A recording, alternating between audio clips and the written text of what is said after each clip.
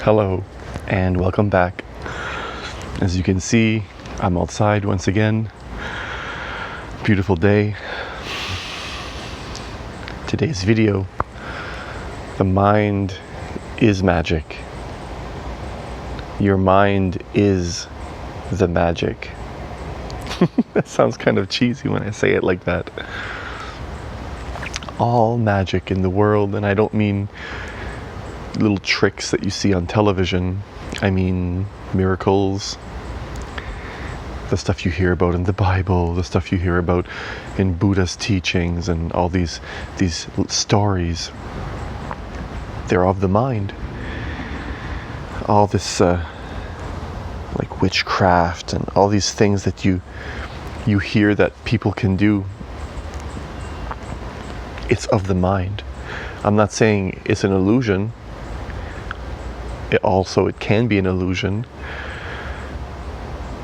But the point is, the mind gets its power to perform miracles, magic, from belief. Belief is where all of the mind's magical power come from, if you will. It's belief that makes it real.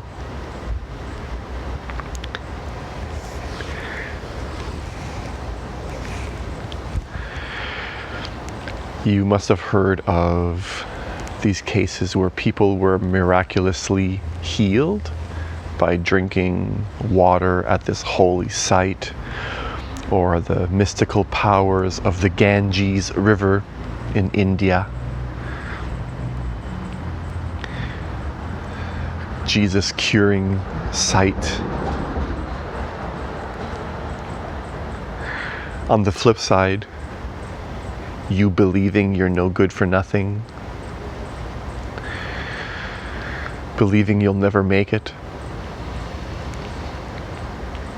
Belief has many different levels. It can be destructive, it can be positive, creative. And that's why on the spiritual path, when you first come to realize certain things, certain truths, you stop hating yourself. You stop beating yourself down. You start dropping all of the beliefs about yourself, and then you look deeper for the truth, because subconsciously you understand that what you believe becomes real for you.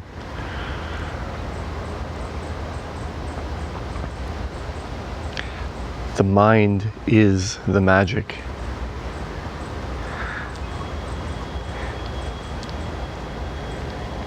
Now, I've had experiences throughout my path towards enlightenment, whatever you want to call it, spirituality, that I would have sworn were impossible, or I just didn't believe it was real until I started opening up my mind to certain maybe and looking. When you open yourself up, it already implies a certain level of belief. When you say, I don't know, let me see for myself, it also implies you believe there's things outside of yourself that you're willing to see, you're willing to learn.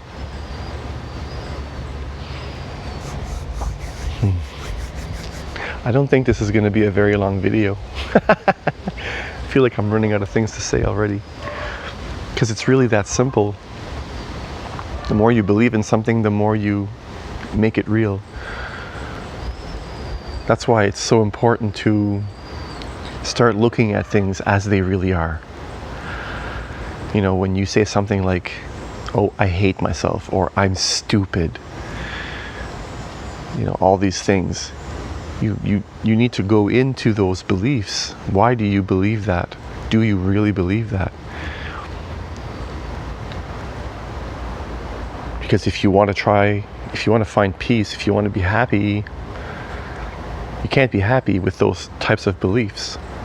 And if you're interested in exploring the different dimensions that are available to you here as a human being, well, stuff like sigil magic. Have you ever done research on sigil magic? If not, give that a try. That's a very simple way to have to cast magic, because whenever you say I'm stupid, that's a spell. You're spelling. You're casting a spell, and your belief in it is what gives it the power, gives it its reality. You don't need to expect anything, but just simply your belief in it makes it real.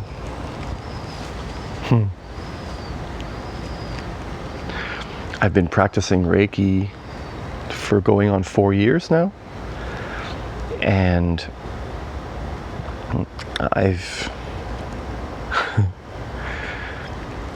I'm still developing, I'm still learning different levels of Reiki. If you're interested, let me know. I can send you the link to where I'm learning it, and it's so vast. And through Reiki, I've experienced just miracles, really.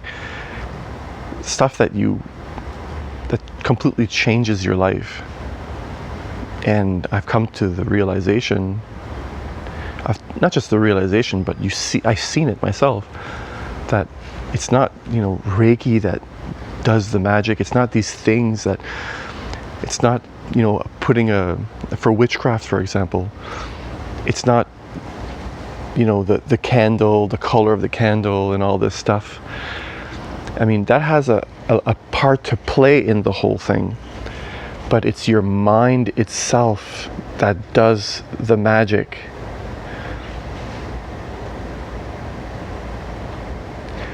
And to a large portion largely what you believe about those items is what makes the magic, or the type of spell. If you read a book and you believe that, okay, this color candle, and when I make sure that the candle is, doesn't turn off, and when you follow all the steps, and that you believe by following all the steps that a certain outcome will manifest for you, it's not the actual things you use, it's your belief in each of the things to have the spell work that makes it work.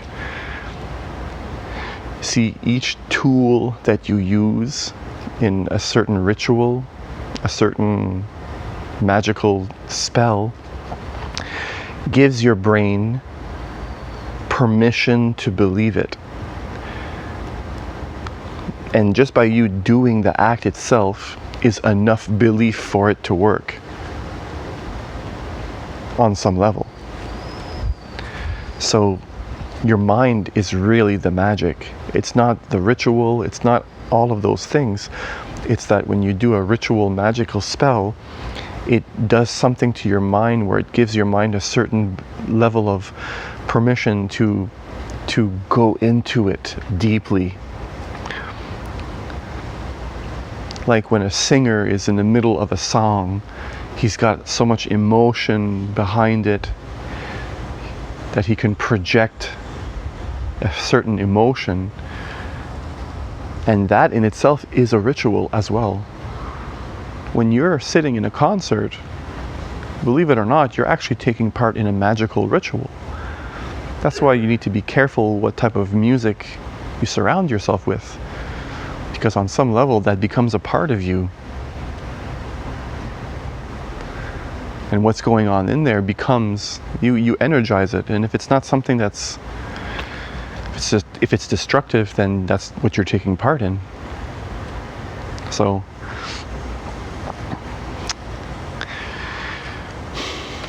the secrets of the mind. So the mind is the magic. Explore this for yourself. Explore your beliefs. Look deeply into the things that you believe about yourself, about the world. Challenge all of your beliefs, all of them. Anything you do, look into the level of, well, what do I believe that makes me do this? And see what happens in your life. If you're interested again in doing magic spells and all that stuff, there's all kinds of books out there for that. And again, if you'd like to try Reiki for yourself, just leave a comment down below and I can send you the link to where I learned and where I'm still learning from. So that's it for this video. Wherever you are around the world, whatever time it is that you're watching this, thank you, thank you, thank you.